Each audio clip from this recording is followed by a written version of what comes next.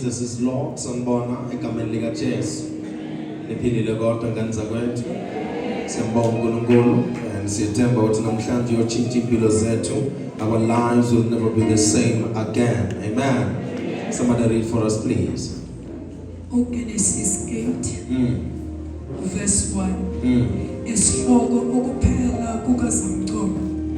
Verse 1. uNkulunkulu wayesemkhumbula uNoha nezilwane zonke nezinkomo zonke ezinaye emkhunjini. uNkulunkulu wadlulisa umoya phezu komhlaba, amanzi abohla. Imithombo yodwa namafasitela asezulwini wavinjwa imvula yasezulwini yaphela. Amanzi ayesebuka njalo emhlabeni. Emva kwezinsuku ezikhulu nama-50 amanzi ancipha. Ngenyanga yesikhombisa ngosuku lwe-17 enyangeni, umkhumbi wema ezintabeni zase-Ararati. Hallelujah. Ubindele isihloko esimnyama. Ukuphela kukaZamcolo. Ukuphela. Abekho abantu bamla ukuphela. Abekho abantu bamla ukuphela. Angizanga nokuningi namhlanje ukuphela.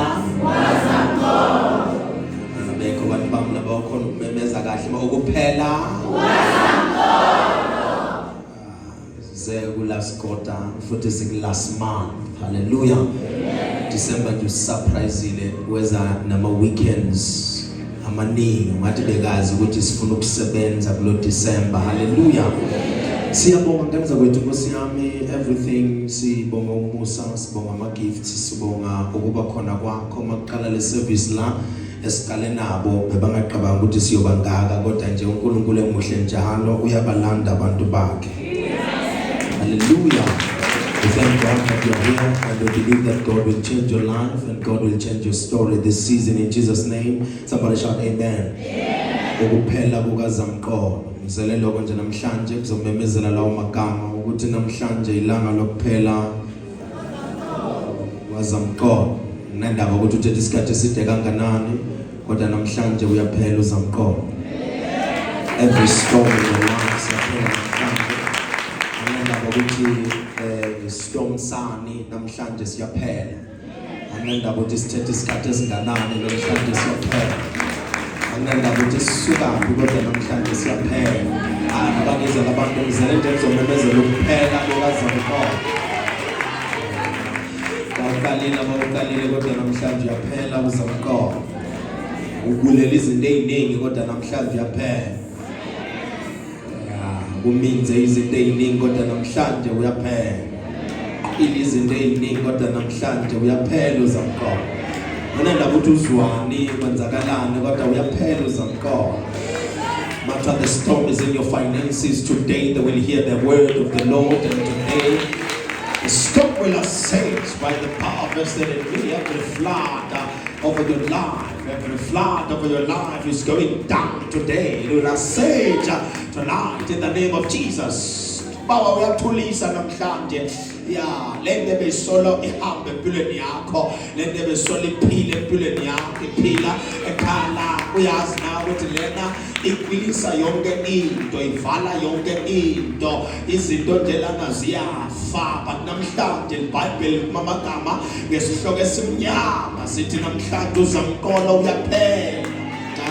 Asinandaba ukuthi uyaphila lo owawuletha kodwa namhlanje uyaphela. Asinandaba ukuthi usazolanda umuthi omusha kulo December kodwa thina sesivele simemezela ukuphupha kwawo umuthi manje. Asinandaba ukuthi uZamcolo awucharge around this time. I'm standing as a prophet to assure you ukuthi namhlanje the flood will ascend, the flood will that God turned his attention to Noah and all the wild animals and farm animals with him on the sea. Maphela uZamcolo awuqeda ukuthi sihlangene esontweni. uZamcolo uqeda ukuthi uNkulunkulu is now turning his attention conference us bekho bantu bamla uzamkolo awuqeda ukuhlanganyela kwabazalwane nokuhlangana kwabazalwane uzamkolo uqedwa ukuthi izulu libheke kuleyo ndawo nandaba ukuthi umfundisi ongalani phambi kwakho noma athiwa mncane kunawe kodwa nje ngimile namhlanje ngizokutshela ukuthi lithi iBhayibheli uNkulunkulu wamkhumbula uNoah nabo baba uzokukhumbula namhlanje. God will remember me and as akhumbula mina uzokukhumbula nawe. Akabheka ngasemkhunjini i-attention yakhe lithi he remembered Noah nasothi nawa wawusemkhunjini osona sokuthi nje manje uNoah lomkhumbi lona njengoba ngiwuNoah lomkhumbi izulu libheke ngakithi namhlanje njengoba libheke ngakithi noma athiwa belina kangaka abanye imvula yokungasebenza abanye inkinga yezimali abanye ukugula okungapheli abanye inhlamba abanye inhlebo abanye bahlaselwa abanye indezi bacindezelwa abanye bathwele kanzima abanye baqoshiwe abanye baqashiwe kodwa labaqashwe khona baqanuka manje baqansuka manje sekunabantu ababhizi nabo babanyathela babaqindezela bama-intensa bantu abathiwa baqashwe permanent balwa nabo. Mina nginandaba nabo konke lokho noma kusebukhweni bakho noma kusekhaya kina la kuvela khona the floods namhlanje lilanga lawo amafloods ukuthi aphele namhlanje azophela namhlanje azophela ukukhaza namaflata kuthiwa kwavula amafastelo ezulu yaseyehla imvula yehlele enhlabathini kodwa asitshela ukuthi masekahamba amanzi abuyela phezulu sitshela nje ukuthi anyamalala asibazi ukuthi le nto abayithumela kakhe iyobhekaphi asibazi ukuthi bazoyithini kodwa iyahamba namhlanje asinandaba ukuthi le nto ephila kakho isaphila isahamba isakhwehlela nokukhwehlela wawobhizi nayo kulonyaka kodwa namhlanje yahamba ukuthi zoyaphi asinandaba kodwa iyanyamalala iyashabalala iyasuswa iyakhwesiswa iyahamba ngegama likaJesu lithi uzamkolo waphela. Simakunestorm or floods uzitshela ukuthi ayiphele lento. Once you are in a storm you will tell yourself I'm not coming out, the devil is a liar.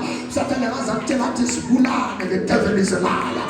Satan angakutshela ukuthi angofuna inyama, the devil is a liar. Satan angakutshela ukuthi hey wena mana bakhona bangakusiza ngapha babhedana, the devil is a liar. Bakhona bangakudabusinda ngehlaza uzobalanda, the devil is a liar. Ukhona bazokutshela ukuthi hlaba mana uhlabela baphansi bese usho kahle, the devil is a liar. I'm not waiting ukubuka amadlozi, I'm waiting ukubheka uJehova. Angilindelanga ukuthi ngibhekwe ngabalele, ngilindele ukubhekwa kulowo phezulu. God will turn his attention unto you this season. God will remember you. This ubaba uyoba attenda wena. This one the wrong service for you. Ngegama likaJesu kwaze why wrong service for wena ngoba unonamshalantu kwaze why wrong service for wena ngoba wena awumuveki noma sikutshela indaba ezimnandi wena umuva inhlebo kuphela thina sikethe into ezoshintsha impilo yakho manje ngithi ubaba will remember you. Baningi abakhohliwe, baningi abangakwazi, baningi abangakhumbula kodwa my God will remember you. Akazi kuseleba ngakamalanga ukuthi uphele ngo-2025 kodwa ungakapheli ngo-2025 ubaba will remember. My God has a God of remembrance and we are activating right now. Ubaba uzokhumbula ababini abakhumbuli othandana naye akakhumbule kodwa my God will remember me. Somebody shout, oh Lord, remember me. Oh Lord, remember me. We are invoking the force of remembrance today. We are invoking the force of remembrance today. Asabalwa nemanje ukuthi wenzana. Ayisabalwa neminyaka manje. Abethu bantu bangama akusanandaba ukuthi wephi wawanini wawakanjani. But we are integrating the force of remembrance. Izulu bamele likhumbule baba. This is your time for you to see the hand of the Lord, the face of the Lord, the power of the Lord, the favor of the Lord, the grace of the Lord, the turnaround that comes from the Lord. Yes, men say that for the turnaround. We are moving above levels of mortals. We are entering a level of the divine, level of the deity, level of our Father, level of the favored one, level of the feared one. Just get level ya Jehovah. Amsananda banabantu bomhlaba bathe bazomfonela banamfonela kodwa likhona izulu namhlanje elathi Jeremiah 33 verse number 3 ngiza ngiyasabela inkonisa izinto nalezi engayithandazela. God will remember you. Engazulindele Jehova kodwa ubaba uzokukhumbula namhlanje. Ubaba uzokukhumbula namhlanje. Bawuphuma bafuna ubatshele ukuthi sekukhunjuliwe amazulu. Sekukhunjuliwe amazulu. Babathe bakwenzakalana empilweni yakho ubatshele God remember today. God will priority yezulu namhlanje. Abekho abantu bangalona unyaka wethu okhunjulwa. Abekho sithi lona ukanjelwa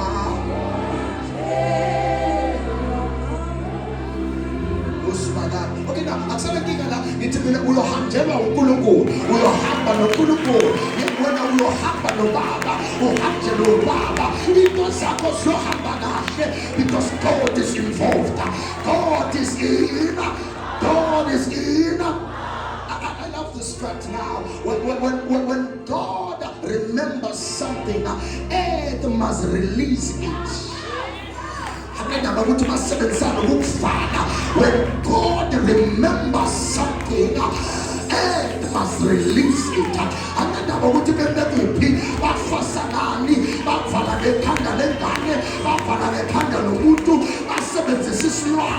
When God remembered Noah, the floods couldn't hold them. Namhlanje umhlaba uyayidedela impilo yakho, impumelelo yakho, into zakho. Namhlanje umhlaba uyayidedela lento. In the name of what heaven remembers, earth must release. Somebody shout, earth, release it now. Release it now. Release it now. Shout like a believer, earth, release it now. Basebenzisa amatshe, basebenzisa igazi, basebenzisa amanzi, basebenzisa umlilo. Akunandaba. Ngithi mina, earth, release it now. Earth, release it now. Noma ngathiwa babekwe ritual, wahlangana kwahlatshelwa kwase kuyahlatshwa kwathiwa lento iyabanjwa, uJehova sekakhumbulile. Earth is releasing it right now. No one can stop Jesus. When the Lord says yes, no one can say no. I understand that those who are under the influence of the enemy, they can take marijuana, but they can never be as high as the Most High. Our God is higher than them. No matter the drugs they can take, they can never be higher like the Most High. Earth will remember you. Earth will remember you. Heaven will remember you. In the name of sesifaka igama lakho engqondweni yabantu abakukhohliwe. We are downloading your name in the minds of the people who are no longer remembering you. Even if it was stressed, right now we engrave the name over their mind. They will remember you by fire, by force. In the name of somebody shout, destiny help us. Remember me by fire, by force. Destiny help us. Remember me by fire, by force. My helpers, remember me by fire, by force. Remember me by fire and by force.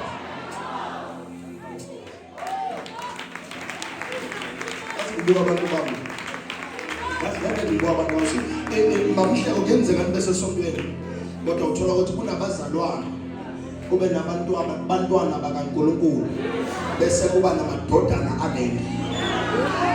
Bayibuka amadodana. I'm looking for sons in this place, sons of this house. Angazi khona nobantu babukhumbula amadodana alondawo, the sons of this ground. Angazi ukuthi bowenzana uhlanyela ukaba ukuthi ngeke uvule the devil is a liar. Sons are going to be remembered this season. I feel it in my spirit. I prophesy success over this building, healing over this building, power over this building, favor over this building. In the name of, you will progress, you will prosper, you will succeed, you will go forward, because my God will make sure that you succeed. Shout, I will succeed. I must succeed. Usendile umprofeti. Ngoba prophet uyakhuluma. Wabuwa. Uyakhuluma. Uyathetha. Uyakhuluma. Wavala umlomo endlini kaProphet uyasebenza. Yakhulunywa la. Yeah, I must succeed. I must succeed. Say that again, I must succeed. Ukamutana is about to disappoint those who are waiting for you to fail. They are about to be disappointed in the name of Thanksgiving. Somebody shout Thanksgiving. Gratitude provokes God's memory concerning number one, covenants, words, and seed sown. Let me say that again. Gratitude provokes God's memory concerning what?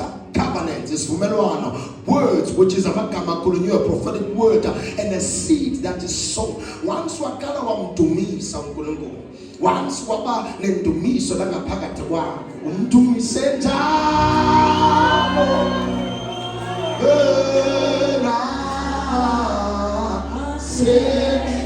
ya once wamtumisa indumiso ifaka kungavumi, indumiso ifaka kungavuleki, indumiso ifaka kuvalekile, indumiso ifaka bevalile, indumiso ifaka bafungile baloyile, indumiso ifaka singekho isikhala, but undumise njalo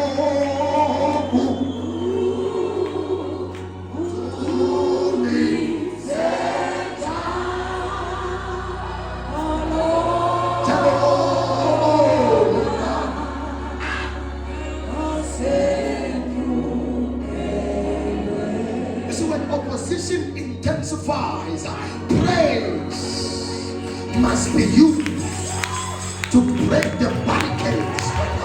When resources start to decrease, praise must be used to open the doors. When things seem not to go your way, praise must be used. When there is an attack all over your life, indumisos fakayon, indumisos fakayon. The minute we praise God, the more He empowers us. When we praise God, the more He lifts us. The more we praise God, the more our prayers are answered. Anasi kumalobanda, anamuzaba memezabana, anasi kumalobanda, anasi tokazamu pewayo, tokasiawa namsha. Tuna labane silfulayo, kodwa tuna yavulela namhla indaleko. Sibathumisa kahle mthelela amadwala. Abubi sibophe sinzima. Futhi udumiseka kahle ngalesikhathi ungavumi. The time when you feel powerless. Ngalesikhathi sowuzwa nawe ukuthi abonamandla kunawo bese ufaka ngedumiso udedele naphambili uthi babamsenabo kunye semsele ngedumiso athi uDavid bakudumisa na abasebathunena bakudumisa na abafile wavumela isitha sami sakenda ngami enkulunkulu kusho ukuthi kuyohlekiswa nawe ngoba ngekho zokudumisa ngabe uDavid bekanqoba ngoba bekakwazi ukudumisa ngedumiso baba. Hello, mkazana ngiyabongela. Uya sitshayela izandla lokho. uNkulunkulu wamkhumbula uNoah. Usithi ngikhaza ngalama scriptures lawo ukuthi abantu abasinda abantu abasemkhunjini. Bangizwa abantu. Abantu abasinda abantu abasemkhunjini. We don't have to rush there. For us to bafika njani emkhunjini. So abantu abasinda abantu abamlalela uNoah. Oh, good look at me here. Abantu abafuna ukusinda noma bathiwa kuzama 2026 funa kube khona umuntu omlalelayo abekho ngapha ndiye ngapha ngithi mina funa kube noNoah phambi kwakho athi bakutshela ukuthi kuza yina bese uthi singenaphi abekho ngapha show me where I am baba ingenaphi bese athi no ukhona umkhumbi namhlanje ngimile ikhona imvana iyavikela iyaphilisa noma bekuvukela ikhona imvana umkhumbi wethu manje uJesu umkhumbi wethu bani okakhomba uJesu akayena uNoah isikhathi uNoah lithi wakhuluma akamuzwa akamlaleli lithi baze bahlekisa ngaye lithi baqhubeka nemisebenzi yabo ayemshadweni ayemicimbini bangangenelana so wena usendaweni right now ngoba lo muntu lapha kwakhe kalalelanga indlala walalela izwi wase wakha into indawo yabantwana bakhulumo abantu bamna le ndawo le indawo yabantwana bakho God will protect us noma ngathiwa uvele ihambe njani God will in the name of Jesus. So now God, I love how God so now this is how you enter. You search and find your Noah, and then you listen to your Noah, you submit to your Noah, you serve in the house of Noah, you become a son in the house of Noah. Then now you will be qualified to enter the boat or the ark with okumkhaza ngomkhumbi owakhiwa uNoah iskhiya nelokari yakhiwa uye kodwa iskhiya asihlali kuyo amakhiya omkhumbi kaNoah awekho esandleni sikaNoah la Bible lithi wawaphatha until the day kaFlood wathi uNkulunkulu vala umnyango bese uletha amakhiya lithi bathi bayavela sekuqale izimpi ngaphandle ethwale imvula ngaphandle bathi iskhiya sekho ekina lakini sikuJehova kunabanye ngenza kwethu abawumfuna ngasatholakala bawumfuna sekulate sekavele mafina bathuke uProphet Kevin Samgeta bathi akasekho uhluthiwa akasekho hambile yababufuna manje uJesu mamukela nini ma awulindini kusasa umamukela nini mase uJesu ugula sokhwehlela iza nje usesefit uzingondi sasebenza uzumzimba usese right phefumulo uhlangene nenyama ungazi umthatha usembhedini ngoba baningi abamthatha base general kamsabahamba umthathe manje ufit uzokhona ukumfakazela usho ukuthi hayi manje umsuse la wambeka la wamsusa la wambeka la uze usho ngiyawabona amandla wakhe in the name of I love how God made the flood to assuage wenza nankulunkulu lithi wathumela umoya wathumela ini God caused the wind to blow wathumela ini uNkulunkulu so uSathane leyikhomba ke lento Mr Nhleko makafuna uSathane ukuqeda ngabantu uthumela umoya uNkulunkulu makafuna ukuqeda into uNkulunkulu usithumela ini kunaye umoya noSathane uthumela ini umoya ngapha ngakhathazeka isikhanyisa lapha sekumnyameni ngiyagqilaza nje belokhu ngigqilaza ngapha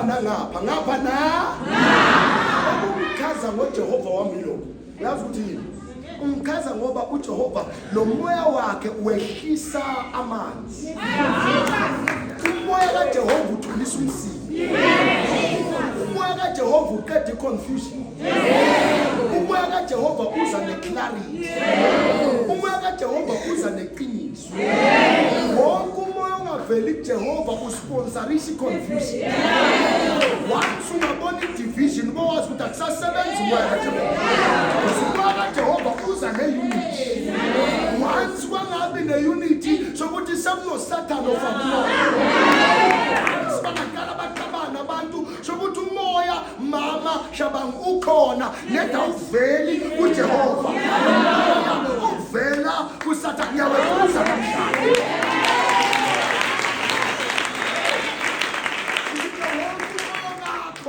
ophila manje ukhosi inkabani ukhosi inhlupheko obani inkinga namhlanje siyawuthulisa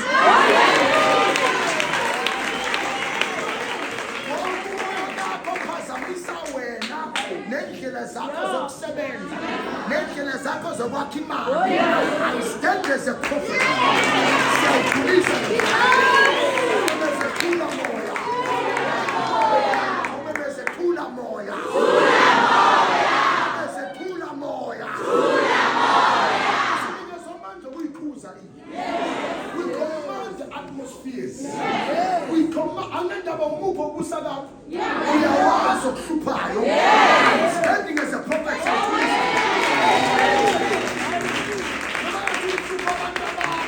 Uyathula namhlanje.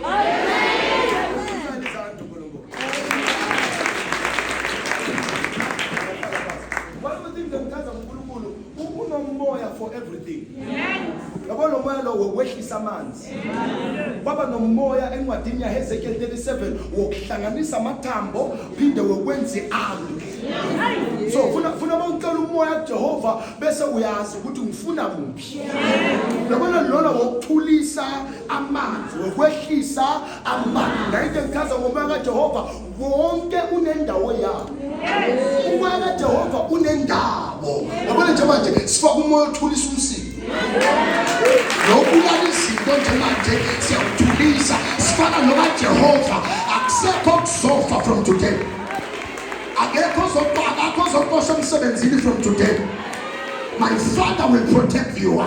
Abafuna umsebenzi bazowuthola ngegama likaJesu. Abafuna ubuso bakhe bazokubona ngegama likaJesu. Abafuna amandla wakhe bazowathola ngegama likaJesu. Abafuna umphembe wengubo yakhe bazowubamba ngegama likaJesu. In the name of Jesus. Yes, Lord. Wathumela umoya. Awuthumela namanje. Uyawuthumela. Manje unyuma my few step before the one-on-one wangibhalela mfundisi kunomunye lana awuhlangene naye akasonti nathi kodwa ingane yakhe nje inyamalele. Ayaziwa ukuthi kuphi ukhathazekile ngoba umntana wokuqala wokuqina. Wathi nje mfundisi ngiyaqela ufuna uthandaze. Asazi ukuthi kuyowenzeka kodwa siyabethemba. Within an hour.